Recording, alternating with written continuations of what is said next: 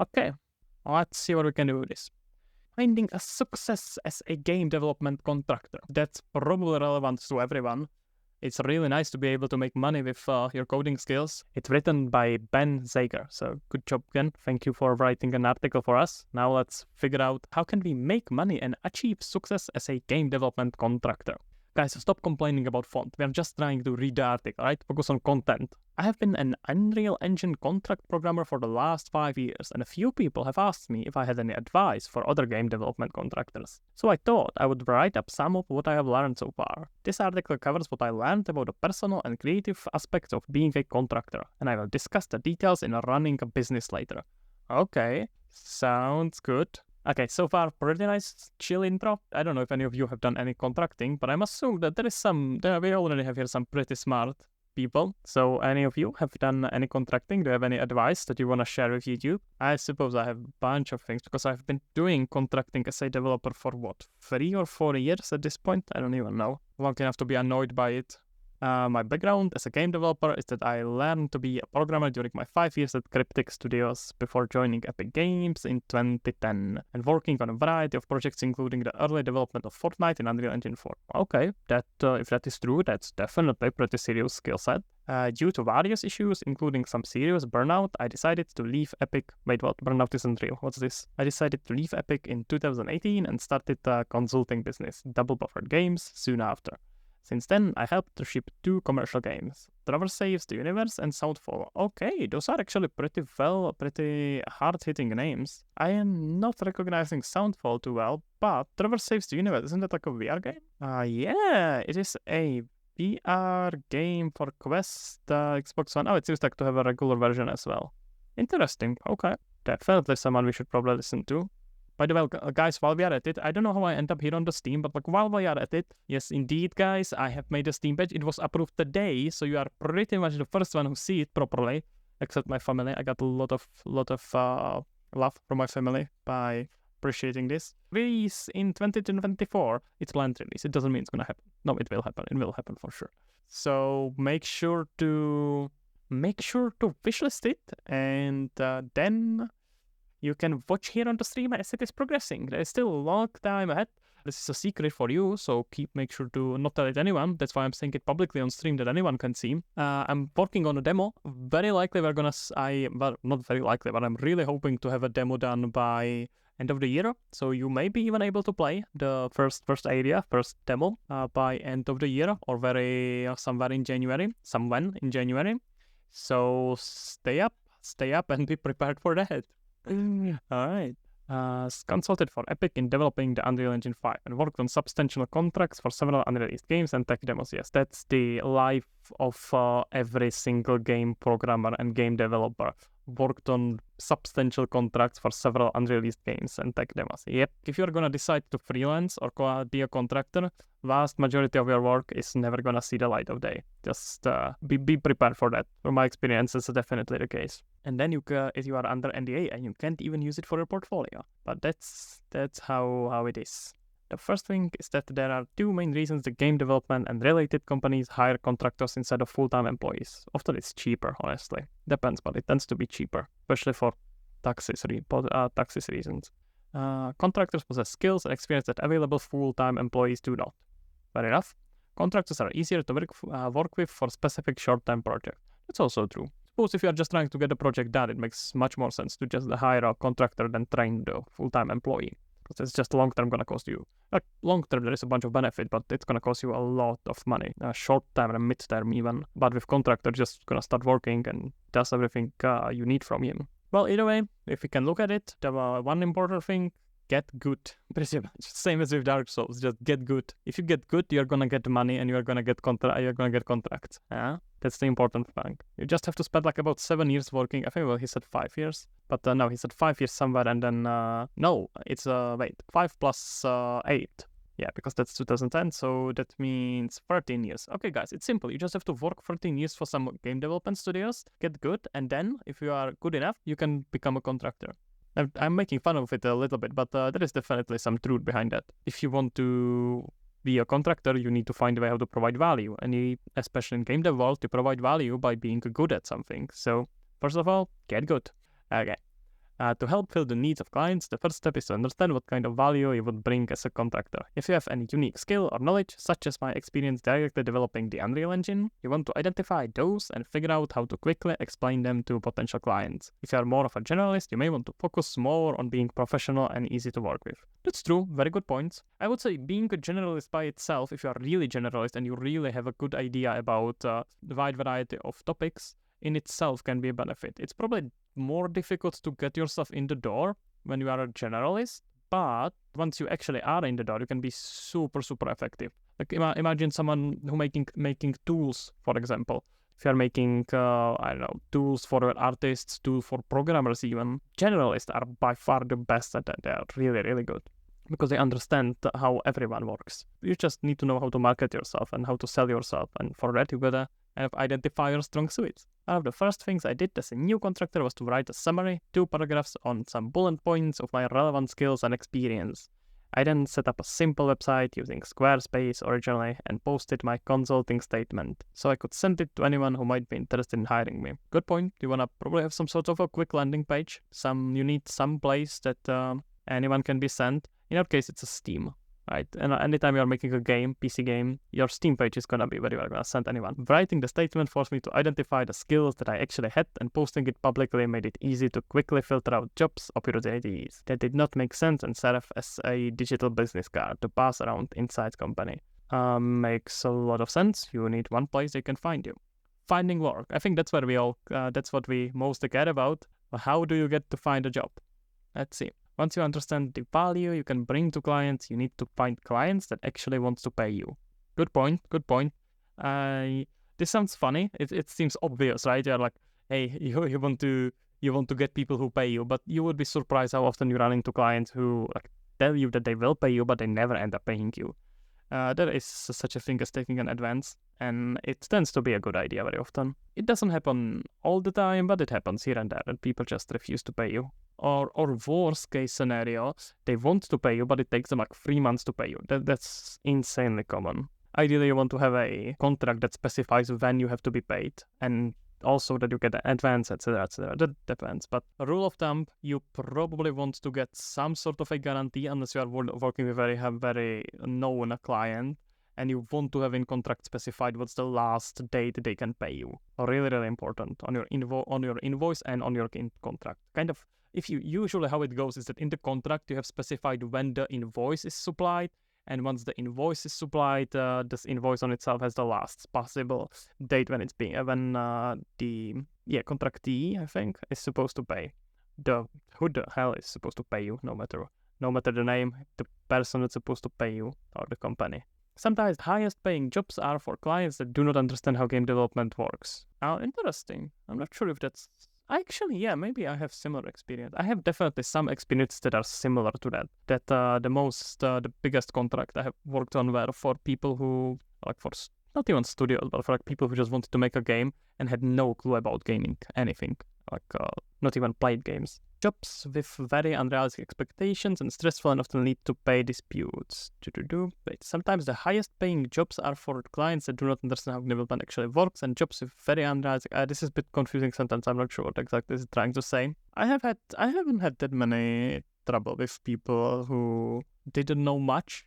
I was very lucky that people who I contracted for and didn't know much about game development, they really let themselves be advised. That's really important. If you from the start feel like you are working with someone who is gonna talk, is gonna tell you how to do something, you are probably in for a bad time. You probably don't want to do that. I recommend trying to maintain 2 long-term contracts and then actively looking for more when one is getting close to ending. I found that negotiating contracts and trying to actually get paid is a part-time job. Very, very true. There is some deep knowledge right in here. It's a separate job. Finding contracts and negotiating them and then getting paid as well is a whole another job. And it's gonna take a longest time. Definitely something to keep in mind. Just because someone tells you that he's gonna pay you, first of all, doesn't mean he's gonna pay you. Second of all, even if he actually wants to pay you, it's gonna take forever. It's like you're gonna have to chase people. You're gonna have to make sure you get paid exactly the amount you are supposed to get paid. There are gonna be changes that you did not agree on. there's gonna be a lot of mess. Ideally, you wanna be legally protected with a proper contract, but we live in a world where that's not always the case. And sometimes people just refuse to get a contract. If someone refuses to get a contract with you and wants and just says that he will pay you, just that's first bit of a sign that you should probably think about if it's worth it. It may be, but it's definitely a red flag.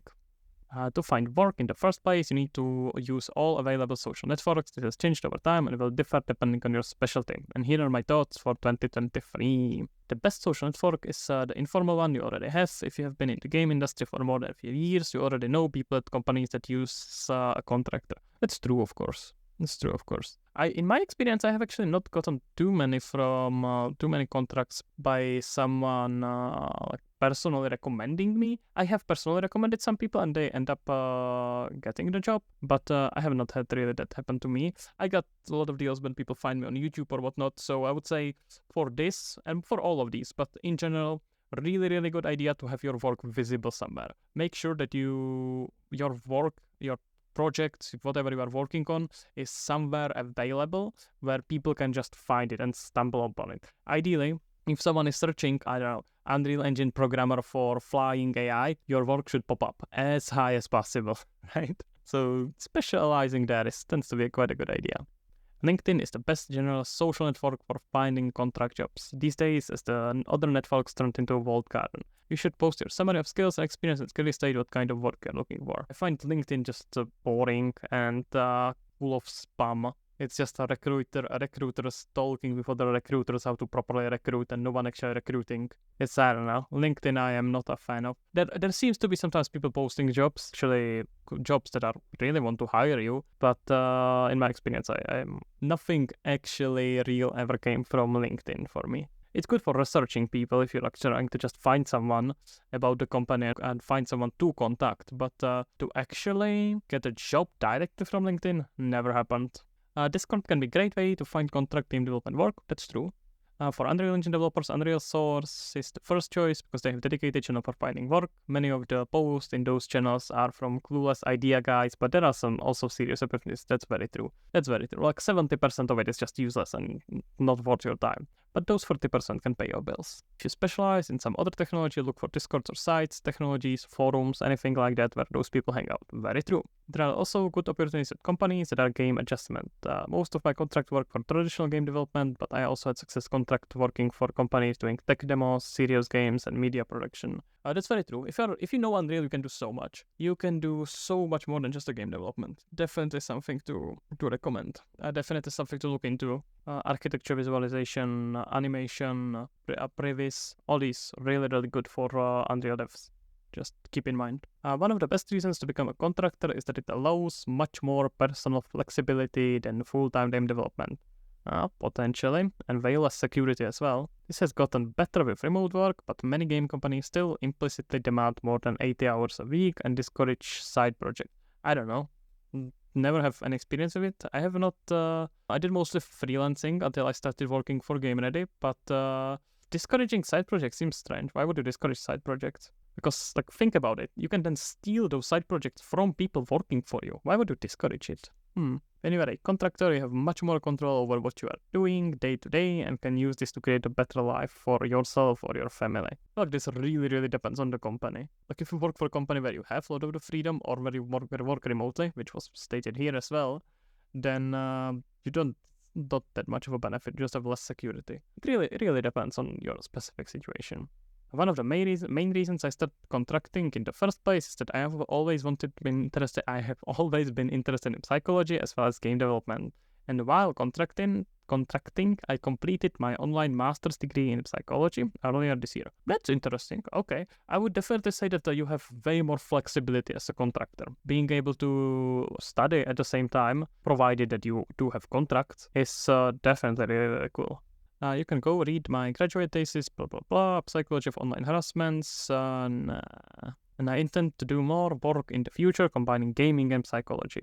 I mean, game design is quite literally applied psychology, so that makes a lot of sense. I could go back to full-time employment, but I would only do that if I could have flexible working hours. Fair. Full-time game development jobs are very intensive and have a reputation for causing burnout and forcing older workers out of the game industry. possibly. I've only heard of it, never really seen it happen, but I'm not denying that seems to be something people repeat a lot. This is hard enough for normal people, but if you are in the game industry, there is a really high chance that you are somewhat weird like I am. Fair enough. Over the last few years, I have realized that my personality and mental health challenges makes it very difficult for me to work on the same project for 60 hours a week. I would agree with that. I don't think I can work on something for more than 60 hours. I need multiple projects to work on at the same time. I've 100%. I feel like the best way how to prevent burnout, in my experience, I feel like this is very dependent, is just to have multiple projects to work on. Best way how to keep it fresh and interesting for you, just work on 2 different projects. They are gonna take longer, but you are gonna be so much happier, and you will be able to take like one things from across the projects, or make shorter projects or whatever. Just working a long time on the same project is very exhausting, and I don't think it works very well for me. Maybe there are people that they prefer to work like that, but yeah, definitely not good for me. Of course, contracting does come with its personal challenges, so here are some tips. Let's see if I can. It's a lot of tips. Okay. Contracting is very frustrating when the project you are working on seems to be failing. This comes with the territory, and unless the client asks for it, you should not try to fix a project's design or business model. The full developer probably already knows what's wrong, executives with unrealistic expectations who make bad decisions. And getting involved could cause more problems. If other members of my project's team ask for my honest opinion, I will give it to them. But I try to stay out of the leadership conflict. That's fair. I have been in these situations a lot. They are very common, way more common than you would expect, especially for companies with like a lot of layers of management. I'm not pointing at anyone specifically, but it tends to happen. I think you always have to be respectful here. You have to, I think it's fine, and this is somewhat subjective as well, how combative you want to be. But I think it tends to be a good idea to say something like, hey, I think we could run into some potential issue here with this business model or with this way of making the project. Can I have a recommendation? And then you don't like force your recommendation onto anyone. You don't force your opinion on anyone, but you kind of like slightly hint that, hey, I may have some better idea about this, if you wanna hear it. And if they say like no, or they say like, yeah, we know, don't worry about it, then you don't worry about it. As long as you are getting paid, you don't care. But I think it's good to kind of hint that you may have idea. And maybe your idea is stupid. That definitely often happens. My ideas often are. So that's something to keep in mind. Just because you think it's going, your idea is so much better than whatever anyone else is purposing. The issue may be you. It may not be the project. That often happens as well. The definition and prioritization of tasks during contracting can be irritatingly ambiguous, potentially. And some of my contracts had very clear goals and processes, but most of my contracts were more open-ended because I was hired to help figure out how to make a game. To deal with this, it's important to identify your functional need at the company who can make decisions to resolve the ambiguity. This has normally been a lead developer on the project instead of whoever was approving my invoices. Good point. Ideally, if you are in that situation, which is not always possible, but when you can, it's good to talk with whoever makes the decisions, because otherwise you're just gonna end up in the hell of approvals. But that's not always possible, especially the bigger the company, the less possible it is. I think it often happens that people really, really try to help, and they really, really want to do a good job, but they can't. They are in the same hell of management as you are trapped, and they really try to help, but they can't. Some pretty good tips. So far, a really good article. You can scroll up in the chat and you're gonna find it. I would definitely recommend reading it. I'm gonna actually like it right away. Because of project failure and context switching, it can be difficult to feel like you are actually making progress as a contractor. This is important to me, so I balance it by working on something else, like my degree.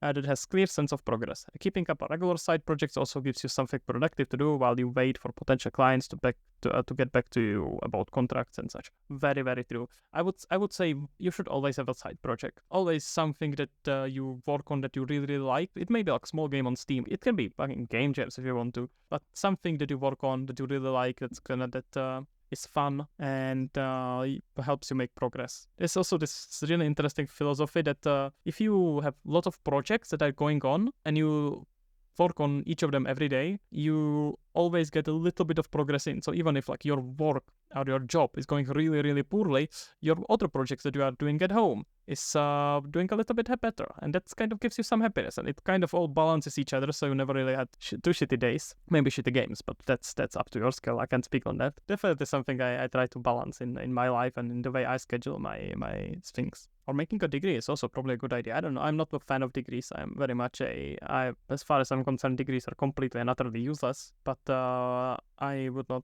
take it from anyone if he finds it, and I'm sure that he learned a lot by making the having a degree, by studying for a degree, not having a degree. Find your limits and stick to them. I love working on multiple different things in a week, same, but every time I tried to work on more than 2 projects in a single day, it went really poorly. Context switching is really hard for programming and creative work. I don't know. I have to say, for me, it's the exact opposite. I love working on multiple projects in the same day. For example, how I start my day usually is I have like about a few hours working on game on Lost Harmony, just nothing else. I don't even check messages. Completely nothing. Everything could burn down, which almost happened, and I don't care. And then I figure out all the messages for work, everything that needs to happen, and do all the random work here and there. And then on the end of the day, I'm here streaming with you guys and working on Lost Harmony and just randomly doing stuff. That's a workflow that tends to work really, really well for me. I think these things are really subjective, and you really gotta find something that works for you. Never worked for me. The context switching gets me more down than just working on one thing. That's fair.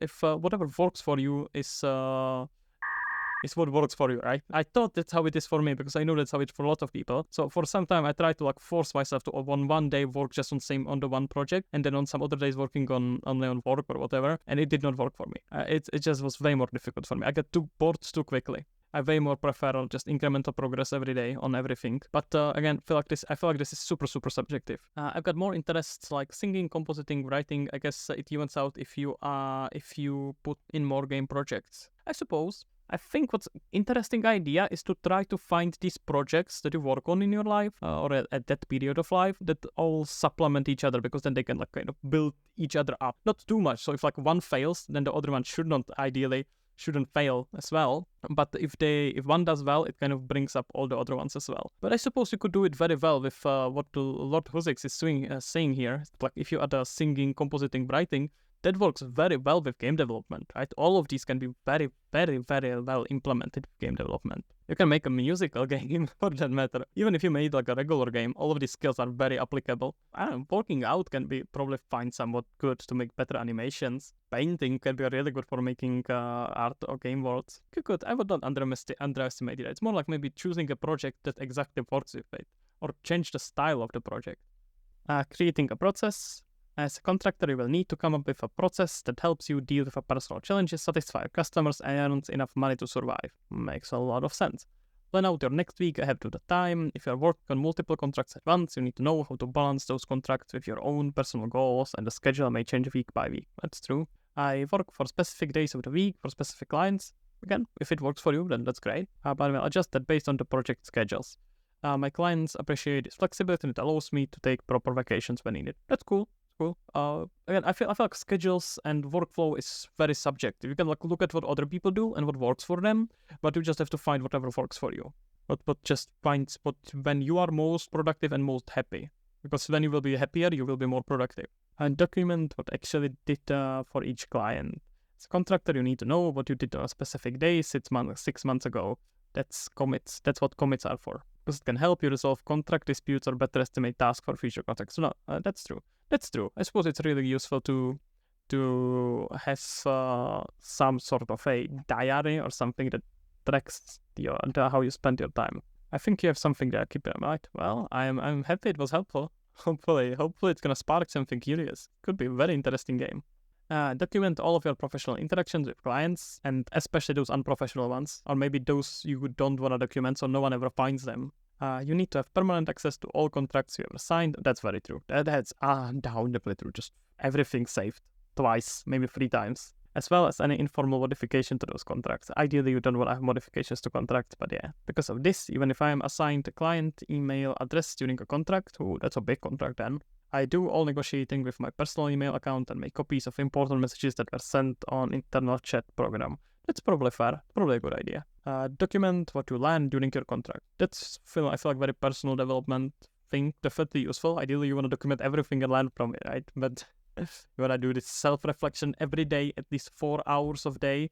You want to have self-reflect and make sure to learn from those 4 hours. Many of my contracts have focused on helping clients understand complicated processes, so I have written a lot of internal documentation for clients. It seems like he did mostly a consulting rather than development work, which is interesting, which is something to keep in mind, at least with this kind of work. I have way more experience with development than consulting. I haven't really done much consulting, so I can't quite speak on that, but I know it's a very huge industry. As a contractor, the things you learn are often more important than the actual tasks you complete and can help both you and the clients in the future. Suppose so, but it's true with everything, right? Like when you are doing something, you learn from it so you do it better in the future. It's not just contracting.